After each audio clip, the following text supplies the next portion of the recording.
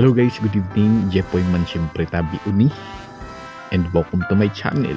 For tonight's video guys, mababakit sa Banwa Outro. Ipailing tama na i-showcase sama ng satuyang Banwa, ang Virac sa Christmas feels. Ngunya na season na ini. Late na ako masyado. Siyempre, gawa pa ako mga tig-inot na mga dapat libuon bago ko man ma-showcase ang Christmas feels sa baba, kaya medyo late. Pasensya na. Tapos yun guys, mababa kita ulit ang pupuntahan ta pa yan sa Capitol. Tapos agiyan ta ang plaza syempre. Tapos madiretso kita ng BTC. Tapos igaw pagkasud po na video ini ugaring masyadong hayaba, kaya tingkat ko siya. Igaw ng part 1, igaw part 2. So kunin mo ng part 1. So yun napanggar sa Google. Tapos bakong masyadong daw ang decoration sa mga yung so iba igwang mga decorations, pero so iba dai ko man isip kung kami day man kami. Tapos ingon yan pa yan iinuton ta mo na sa Capitol. Igaw dapan na ning maging mga plant box doon mga in the day ko isiko competition ito o just to showcase so mga artwork ning mga giboning in the day ko isiko mga departments man basta pupuntan ta ito. Tas di ako masyadong matem na pagaduban na kita maano na lang mag-background music na sana ako. Tas yung pa naman San Pablo kaso nga lang sarado, kaya uya sa Boulevard di kita choice, uya kita maagita igwa na pa ning po naman ng Christmas cheers sa Plaza Rizal, kaya sinrado ito pariduan man sa ibong, kaya uya kita kagisari sa Boulevard. Tapos marigo na sa nakita sa pag-abot sa Gompier, marigo na sa nakita makikita ng Santa Cruz. Tapos duman na.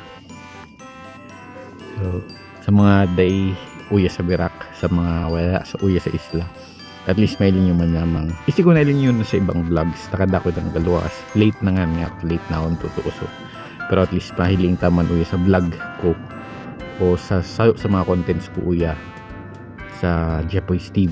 Yan tangan igwa kita ning Christmas content ning isla uya sa kuyang vlog bago pa man matapos ang taon. So yun na kita guys dapit. So i-filing ko na sana siya, tapos kakanawas ng background music. So enjoy guys. Uwi na kita sa provincial capital ng Catanduanes.